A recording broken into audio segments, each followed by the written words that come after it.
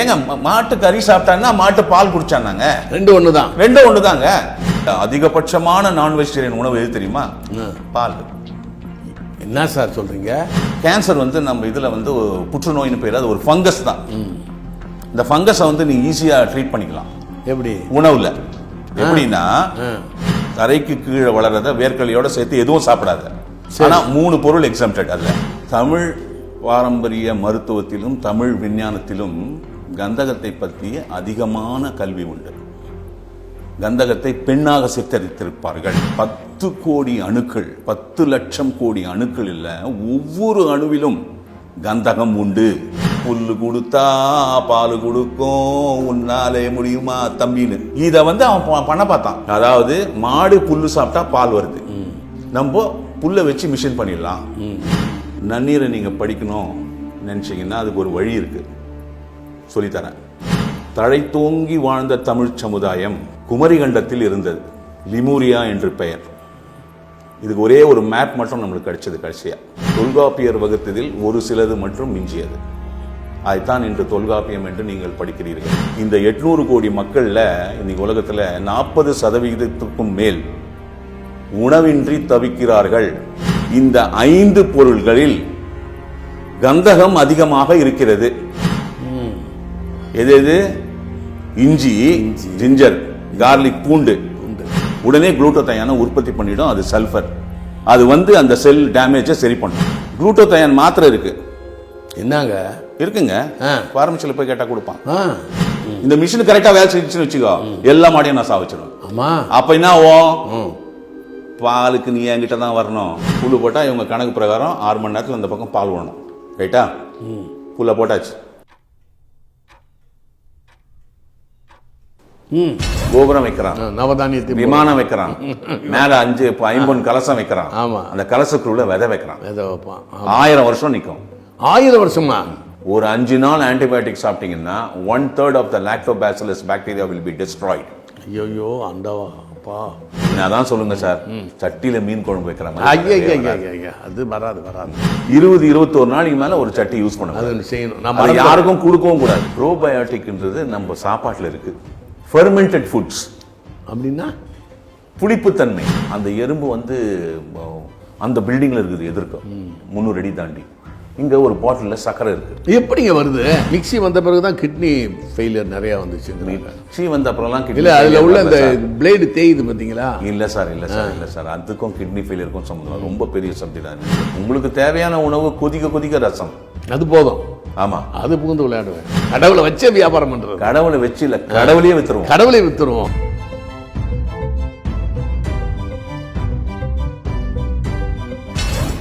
தமிழக அரசு எம்ஜிஆர் திரைப்பட மற்றும் தொலைக்காட்சி நிறுவனத்தின் தலைமை பொறுப்பை உங்களுக்கு தமிழக அரசு வழங்கியதற்கு எங்கள் வாழ்த்துக்களை தெரிவித்துக் கொள்கிறோம்.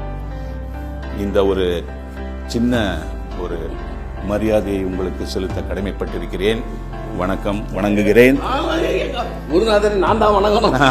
வயது 10. Okay okay. ஓம் சரவணபவ நேயர்களுக்கு வணக்கம். இன்றைக்கு நம்ம பார்க்க போவது டாக்டர் சி.கே. நந்தகோபாலன் அவர்களுடன் கேள்விகள், மக்களின் சார்பாக என்னுடைய கேள்விகள், ஒரு கலந்துரையாடல், மருத்துவம் பற்றி, இயற்கை மருத்துவம், தமிழர்களுடைய பாரம்பரிய வைத்தியம் பற்றியெல்லாம், உணவு முறையெல்லாம் கேட்டுக்கொண்டிருக்கிறோம். அதற்கு முன்பாக சில பேர் என்னிடம் கேட்டார்கள், ஏன் தாடி வளர்க்குறீங்கன்னு. எனக்கு ஒன்றும் இஷ்டம் இல்லை. நான் 2-3 படங்களில் தாடியோடு நடித்து கொண்டிருக்கிறேன். அதனால தான் தாடி வளர்த்துருக்கிறேன் என்பதை தெரிவித்துக் கொள்கிறேன் அவர்களுக்கு.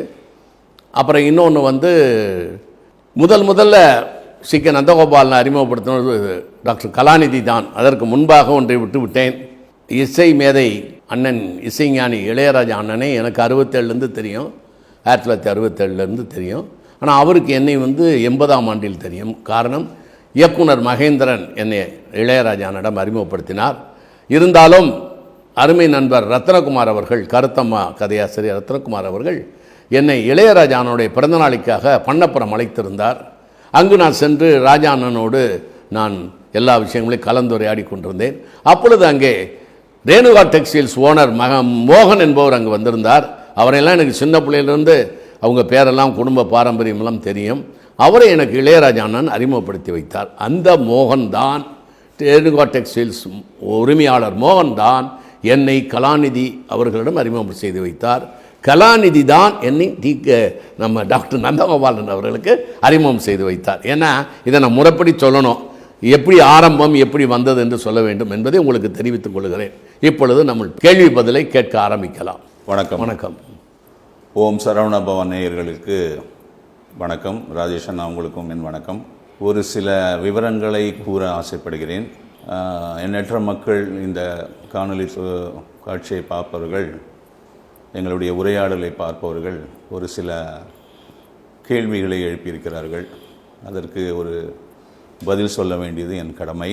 முதல் கேள்வி, நீங்கள் நிறைய பேர் என்ன கேட்குறாங்கன்னா, நீங்கள் வகுப்புங்க இது எடுப்பீங்களா, கிளாஸ் எடுப்பீங்களா அப்படின்னு நிறைய பேர் தொலைபேசி வழியெல்லாம் கேட்க ஆரம்பிச்சிட்டாங்க. நான் ஆசிரியன் அல்ல, நான் ஆசிரியனாகவும் இருக்க முடியாது. ஏனென்றால் நான் ஆசிரியனாக இருப்பதற்கு அருகதையற்றவன்.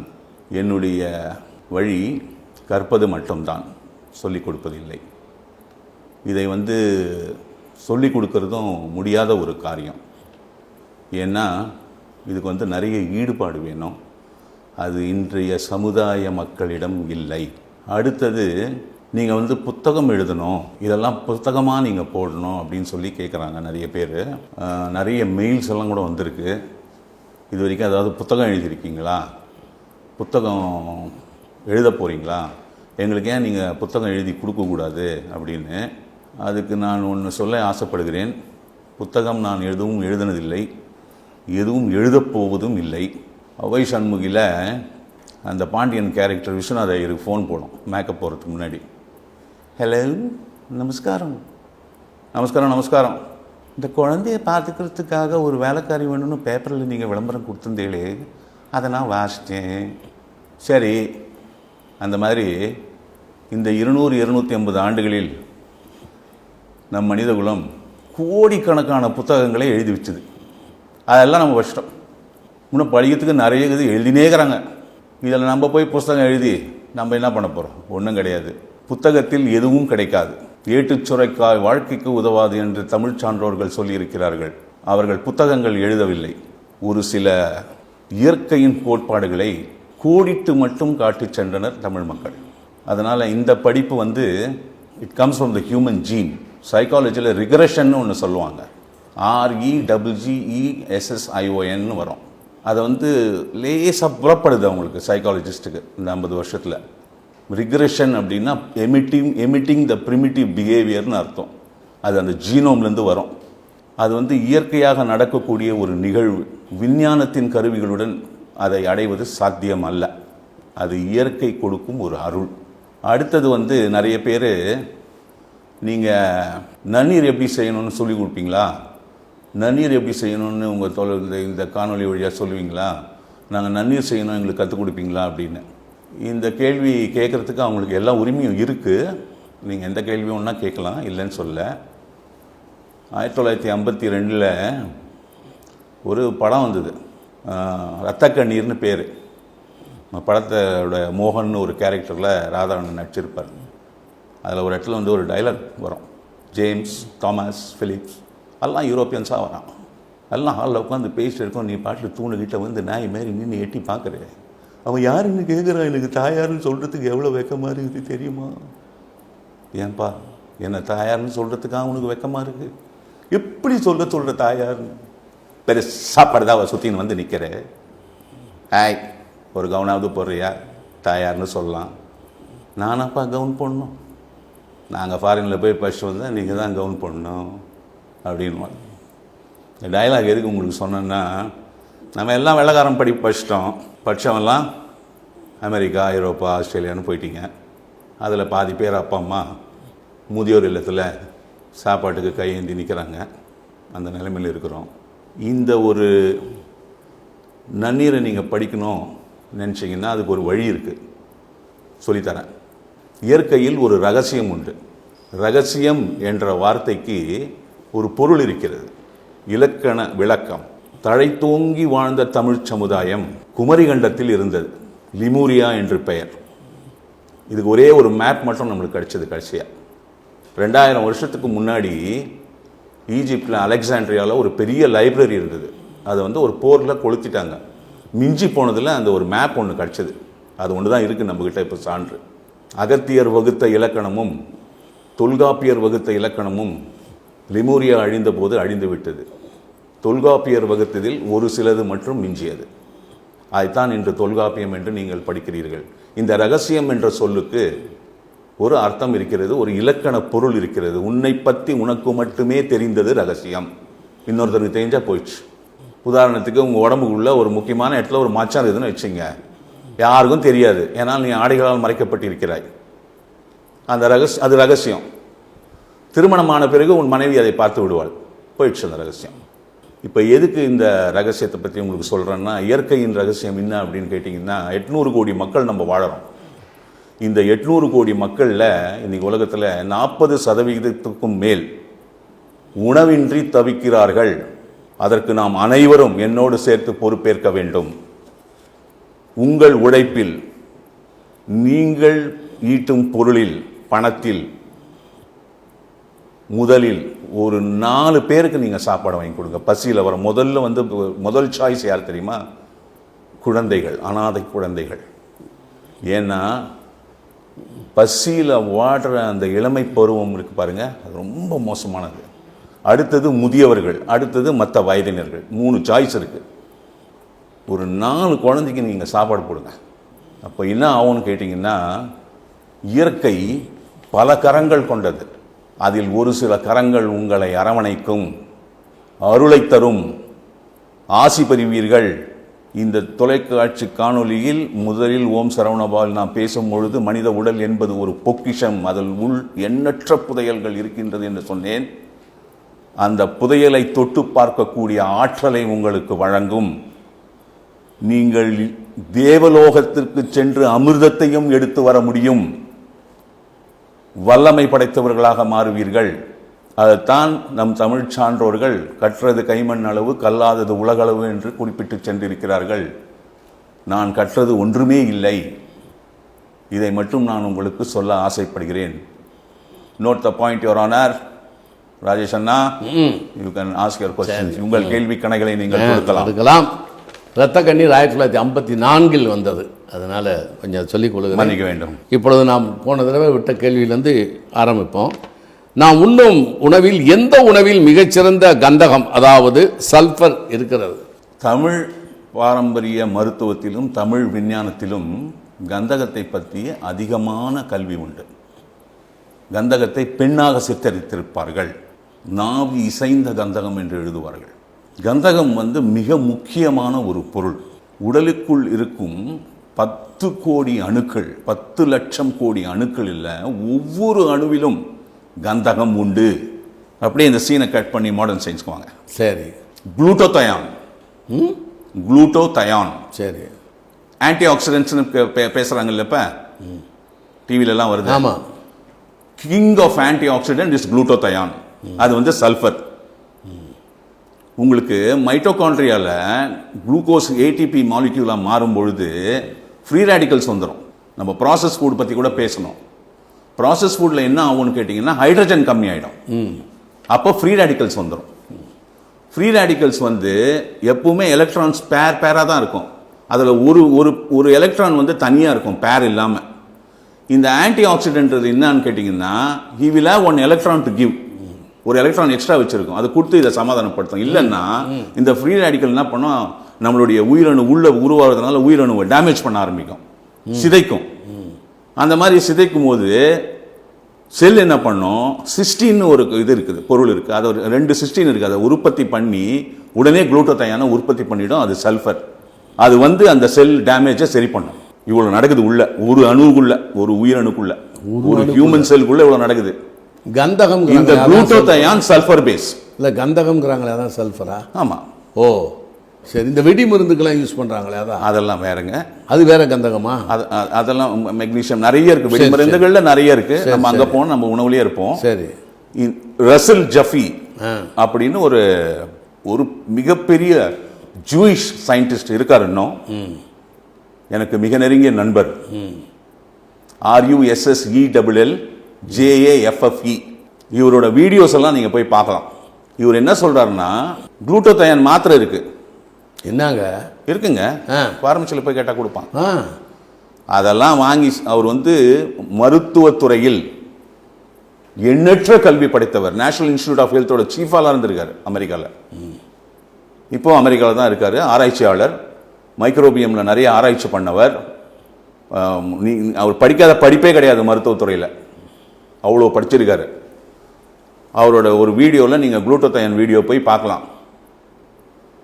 அந்த குளூட்டோதயான் சப்ளிமெண்ட்டை உடல் ஏற்றுக்கொள்வதில்லை என்று வந்து எக்ஸ்பிளைன் பண்ணுவார்.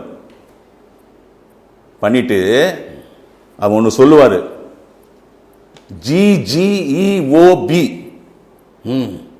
ஜீனா கார்லிக், அடுத்த ஜி வந்து ஜிஞ்சர், ஈனா எக்கு, ஓனா ஆனியன், பீனா ப்ரொக்கோலி. என்னது? Broccoli shoots. ப்ரொக்கோலிங்க அந்த காலிஃப்ளவர் மாதிரி இருக்கு. ஆமா, அது விதை போட்டு அந்த ஷூட் வரும்ல, சரி, அந்த ஷூட் அது முளைச்சு வருது பாருங்க, அந்த ஷூட். இந்த 5 பொருள்களில் கந்தகம் அதிகமாக இருக்கிறது. எது எது? இஞ்சி, ஜிஞ்சர், கார்லிக், பூண்டு, ஓ வந்து ஆனியன், வெங்காயம். உங்களுக்கு ப்ரொக்கோலி உங்களுக்கு தெரியும், அந்த அந்த அந்த காலிஃப்ளவர் மாதிரி இருக்கும். முட்டை, கோழி முட்டை. இதை நீ சாப்பிடு. இதை வந்து ஒரு அளவுக்கு, ஒரு சிறிய அளவுக்கு நீ உணவில் சேர்த்துக்கொள். உனக்கு அதிலிருந்து வரக்கூடிய உடம்புக்குள்ள வரக்கூடிய அந்த கந்தகத்தை, ஏன்னா அது இயற்கையால் படைக்கப்பட்ட கந்தகத்தை உடல் ஏற்றுக்கொள்ளும் கொடுக்கிறாரு. அவரோட ஃபார்முலா GGEOB வந்து ஒரு ரசல் ஜஃபியோட ஃபார்முலா. அவர் தான் வந்து கொடுக்கிறாரு. Physiology and ஃபார்மகாலஜின்னு. பிசியாலஜின்றது நம்ம உடலின் செயல்பாடு, ஃபார்மகாலஜின்றது மருந்துகள், pharmaco chemicals. Without understanding the physiology we have gone far ahead with pharmacology ன்னு கொடுக்கிறாரு. ஒரு வீடியோ இருக்கும், போய் பார்க்கலாம். அதாவது நம் உடலின் செயல்பாட்டை நாம் புரிந்து கொள்ளவில்லை, புரிந்து கொள்ளும் அளவுக்கு நம்மிடம் விஞ்ஞானம் இல்லை. அதை புரிந்து கொள்ளாமலே எண்ணற்ற ரசாயன சம்பந்தப்பட்ட மருந்துகளை படைத்து அதன் வழியாக நாம் இந்த மனித உடல் செயல்பாட்டுக்கு, இந்த மனித ரசாயனத்துக்கு ஊறு விளைவிக்கிறோம்னு வந்து எக்ஸ்பிளைன் பண்ணுவார். அது வந்து ஃபேக்ட்ஸ் அண்ட் ஃபிகர்ஸோட எக்ஸ்பிளைன் பண்ணுவார். அதில் நிறைய டெர்மினாலஜிஸ் வரும். ஓரளவுக்கு உங்களுக்கு சிங்கிள் செல்லுலார் மெக்கானிசம்லாம் தெரிஞ்சுதுன்னா, சிங்கிள் செல்லுலார் மெக்கானிசத்துக்கு பேர் வந்து ஆக்சிடேட்டிவ் ஃபோஸ்போரிலேஷன் பேர். ஆக்சிடேட்டிவ் ஸ்ட்ரெஸ்ன்னு எடுத்துன்னு வருவோம். அதுக்கப்புறமா இதெல்லாம் உங்களுக்கு தெரிஞ்சதுன்னா ரொம்ப பிரமாதமாக நீங்கள் போய் அதை வந்து பார்த்து புரிஞ்சிக்கலாம். அதனால் கந்தகம் என்பதை உணவின் வழியாக நம் உடல் பெற்றுக்கொள்வது தான் சிறந்தது. இது நான் உங்களுக்கு சொன்னது சயின்ஸு. அந்த சீனை கட் பண்ணி நீங்கள் தமிழுக்குள்ளே வந்தீங்கன்னு வச்சுங்க, தமிழ் விஞ்ஞானத்துக்குள்ள அவ்வளோ சிறப்பாக கொடுத்துட்டு போயிருப்பான். ஒரு உணவுன்னா எப்படி இருக்கணும், அதனால தான் கொடுத்துட்டான் அவன். இஞ்சி, பூண்டு, வெங்காயம், இது 3 முக்கியத்துவம் கொடுத்துருப்பாங்க. இப்போ புரியுதுங்களா? புரியுது. உணவு முறையில் வந்து நம்ம தமிழில் டயட் பேட்டர்ன் கொடுக்குறான். எப்படி கொடுக்குறான்னா, கேன்சர் வந்து நம்ம இதில் வந்து புற்றுநோயின்னு பேர், அது ஒரு ஃபங்கஸ் தான். இந்த ஃபங்கஸை வந்து நீ ஈஸியாக ட்ரீட் பண்ணிக்கலாம். எப்படி? உணவில். எப்படின்னா, தரைக்கு கீழே வர்றது எதையும் சாப்பிடாத. என்னங்க இருங்க, தரைக்கு கீழே வளர்றத வேர்க்கலையோட சேர்த்து எதுவும் சாப்பிடாத. ஆனா 3 பொருள் எக்ஸம்ப்டட். அதுல என்னங்க? இஞ்சி, பூண்டு, வெங்காயம். அதானே சொல்லலாம்னு பார்த்தேன். அந்த 3 எக்ஸம்ப்ஷன் கொடுத்துட்றான். கொடுத்துட்டு தரைக்கு மேல வர எல்லா பொருளும் சாப்பிடு. கம்ப்ளீட்டா மாமிச உணவுல இருந்து முட்டையோட சேர்த்து வெளியே போயிடு. பால் உணவு வந்து சேர்க்காத. ஏன் தெரியுமா? இன்னைக்கு நீங்க நான் வெஜிடேரியன் சொல்றீங்களே, அதுல அதிகபட்சமான நான் வெஜிடேரியன் உணவு எது தெரியுமா? பால்.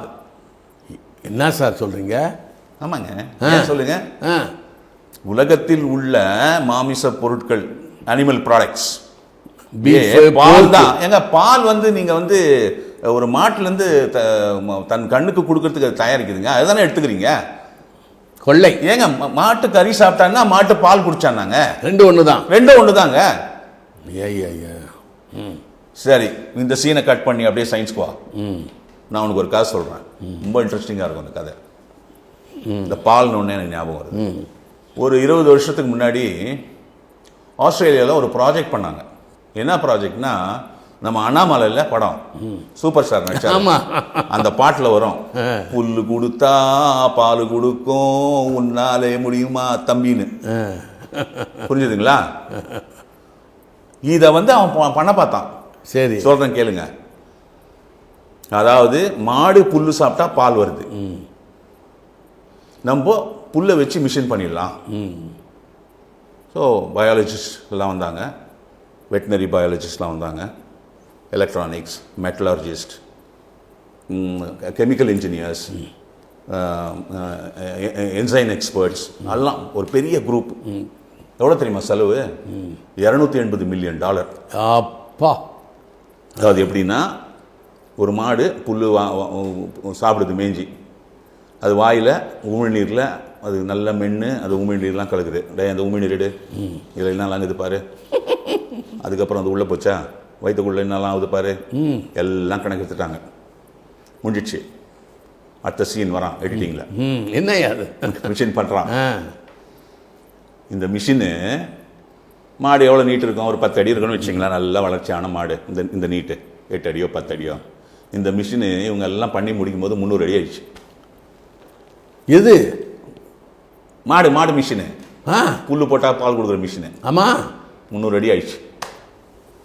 289 அடி இந்த மிஷின் பண்ணியாச்சு. மேட்ரு கலாஸ்.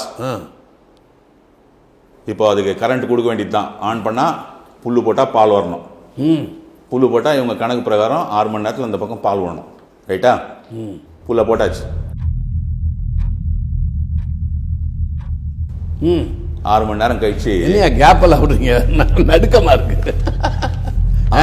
6 மணி நேரம் கழிச்சு எதுவும் வரல. ஏன்? மிஷின் டைம் எடுக்குது. நீ கணக்கு போடுவியா பேப்பரில், அது வேலை செய்வானா? இது என்ன டெய்லி காலையில் பால் கறக்கிறதா? புல்லு போட்டான், 6 மணி நேரத்தில் வரல. 6.5 மணி நேரம் ஆச்சு வரல. 7 மணி நேரம் ஆச்சு வரல. 7.25 மணி நேரத்தில் வந்தது. கருப்பாக ஏதோ வந்து ஊற்றிச்சு. கருப்பாவா? அதை எடுத்துன்னு போய் டெஸ்ட் பண்ணாங்க. அந்த பால் இருக்கிற ஒரு பொருள் கூட அதில் இல்லை. அப்படியே போட்டு மூடுன்னு வடிவேல் சொன்ன மாதிரி மூடி இருப்பாங்களே, வெக்கப்பட்டிருப்பாங்க. அப்போது அதாவது சயின்ஸில் வந்து ஸ்கூல் ஆஃப் தாட்ஸ்னு இருக்குது. அப்போ சில எக்ஸ்பர்ட்ஸ்லாம் என்ன சொன்னாங்க, ஏன்பா அவங்க நேரத்தை வீணடிக்கிறீங்க, இது இன்னும் இதுக்கு வந்து காரணம்னா, நாளைக்கு உலகத்தில் ஒரு மாடு கூட இல்லை, எல்லாம் சேர்த்து போச்சு வியாதி வந்து. இப்போ பாலுக்கு என்ன பண்ணுறது? பால் இல்லையே. புரிஞ்சுதா? புரிஞ்சது. எல்லா மாடியும் நான் சாவிச்சிட்டேன். இந்த மிஷின் கரெக்டாக வேலை செஞ்சுன்னு வச்சுக்கோ, எல்லா மாடியும் நான் சாவிச்சிடுவேன். ஆமாம். அப்போ என்ன ஆகும்? பாலுக்கு நீ என்கிட்ட தான் வரணும், நான் வச்சது தான் வேலை. இப்போ புரியுதா? இப்போ புரியுது. அதனால தமிழ் பாரம்பரியத்தில் இந்த கந்தகம் இருக்கு பாருங்க, அந்த உணவு வந்து அவ்வளோ சிறப்பாக கொடுத்துருக்காங்க. அந்த இஇஜிஓபி அவர் கொடுத்தாருல்ல, அதில் அந்த இஇஜிக்கு தான் கொடுத்துருப்பாங்க. அந்த முட்டையும் அந்த புரோக்கோலியும் வராதாங்க. இது 3 போதும் நமக்கு. ரசல் ஜஃபியே சொல்லுவார், இதில் ஏதாவது 1-2 சாப்பிட்டாலே நீ போதும் அப்படின்னு. ஸோ கந்தகம் மிக முக்கியமான ஒரு அங்கம் வகிக்கிறது என்றால், நம் உடல் சீராக இயங்க வேண்டுமென்றால் அதற்கு ஆணித்தரமாக அமைவது இந்த கந்தகம் மட்டுமே. நீங்கள் அடுத்த கேள்விக்கு போகலாம். ஆடாடா, இதில் பெரிய வெங்காயமா சின்ன வெங்காயமா? சின்ன வெங்காயம் தான் வீரியமானது. அதுலேயும் பெரம்பலூர்கிட்ட இருக்க சின்ன வெங்காயம் இருக்கு, அதான் எக்ஸ்போர்ட்டில் மண்ணுக்கு ஏற்ற மாதிரி. ஆடாடாடா, என்ன மாதிரி இருக்கு. உணவு மூலமாகவே ஹீமோகுளோபினை எப்படி அதிகப்படுத்தலாம்?